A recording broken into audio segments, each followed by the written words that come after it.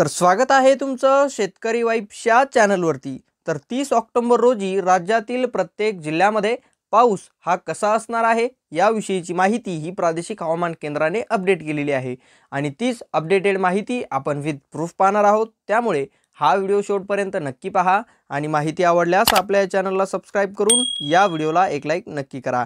तर तुम्ही पाहू शकता हा आहे तो नकाशा आणि हा नकाशा आहे 30 ऑक्टोबर 2025 रोजीचा की ज्यावरती प्रादेशिक हवामान केंद्राने पावसाचा रिपोर्ट हा अपडेट केलेला आहे। तर तो आता आपण येथे सविस्तरपणे पाहूया की त्यामध्ये तुम्ही पाहू शकता गडचिरोली, त्यानंतर चंद्रपूर, नागपूर, गोंदिया, वर्धा, अमरावती, अकोले, बुलढाणा, जालना, परभणी, छत्रपती संभाजीनगर, जळगाव, धुळे, नंदुरबार व त्याचबरोबर नाशिकचा संपूर्ण भाग आहे व पालघर आहे। हे सर्व जिल्हे तुम्ही पाहू शकता की जे मी लाल कलर मध्ये टिक केलेले आहेत। या सर्व जिल्ह्यांसाठी येलो अलर्ट हा प्रादेशिक हवामान केंद्राने दिलेला आहे। म्हणजेच या सर्व जिल्ह्यांसाठी 30 तारखेला येलो अलर्ट आहे आणि या जिल्ह्यामध्ये हलका ते मध्यम स्वरूपाचा पाऊस व वादळे व विजांचा कडकडाट देखील पाहायला मिळणार आहे। कारण या तुम्ही पाहू शकता या जिल्ह्यावरती येलो अलर्ट देण्यात आलेला असून येथे विजेचं साइन हे कॉमनली येथे विजेचं साइन हे कॉमनली देण्यात आलेलं आहे आणि यावरूनच आपण अंदाजा लावू शकतो की या जिल्ह्यातील प्रत्येक ठिकाणी विजांचा कडकडाटासह वादळी वारे व मध्यम ते हलक्या स्वरूपाचा पाऊस हा देखील 30 तारखेला पाहायला मिळणार आहे। आणि तुम्ही पाहू शकता गेल्या 2-3 दिवसाच्या अपडेटनुसार आजची जी अपडेट आहे ती एकदम म्हणजेच मध्यम स्वरूपाची तुम्ही पाहू शकता। जसं की गेल्या 2-3 दिवसापासून आपण पाहतोय 36 जिल्ह्यांपैकी कमीत कमी 29, 26, 30, 31 अशा जिल्ह्यांमध्ये येलो अलर्ट हा प्रादेशिक हवामान केंद्र देत आहे। पण आजचा जो रिपोर्ट आहे या रिपोर्टनुसार येथे तुम्ही पाहू शकता खूप कमी प्रमाणामध्ये राज्यातील जिल्ह्यामध्ये येलो अलर्ट हा प्रादेशिक हवामान केंद्राने दिलेला आहे आणि यानुसारच आपण पाहू शकतो की आता राज्यामध्ये पाऊस हा काही प्रमाणात कमी झालेला दिसून येत आहे, काही प्रमाणात स्थिरावलेला दिसून येत आहे।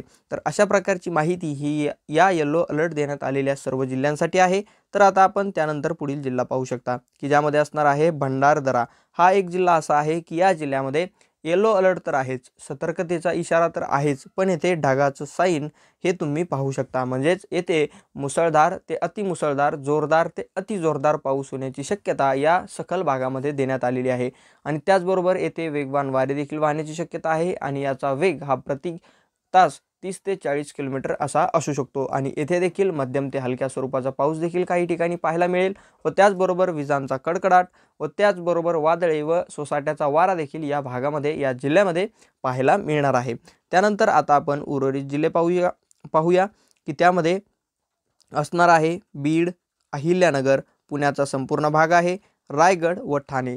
हे जे सर्व जिल्हे तुम्ही पाहू शकता हे जिल्हे प्रादेशिक हवामान केंद्राकडून ग्रीन अलर्ट मध्ये शो करण्यात आलेले आहेत, देण्यात आलेले आहेत। म्हणजेच येथे नो वॉर्निंग नो ॲक्शनचा इशारा आहे, परंतु येथे मध्यम ते हलक्या स्वरूपाचा पाऊस होऊ शकतो आणि तो पाऊस विजांच्या कडकडाटासह येथे पाहायला मिळू शकतो। तर तुम्ही त्यानंतर पाहू शकता सर्व उर्वरित जिल्हे की ज्यामध्ये यवतमाळ, वाशिम, हिंगोली, नांदेड, लातूर, धाराशिव, सोलापूर, त्यानंतर साताऱ्याचा संपूर्ण भाग आहे, सांगली, कोल्हापूर आणि कोल्हापूरचा समुद्र किनाऱ्याचा भाग देखील यामध्ये समावेश आहे आणि त्यानंतर रत्नागिरी व सिंधुदुर्ग हे संपूर्ण जिल्हे तुम्ही पाहू शकता जे की मी लाल कलर मध्ये टिक केलेले आहेत।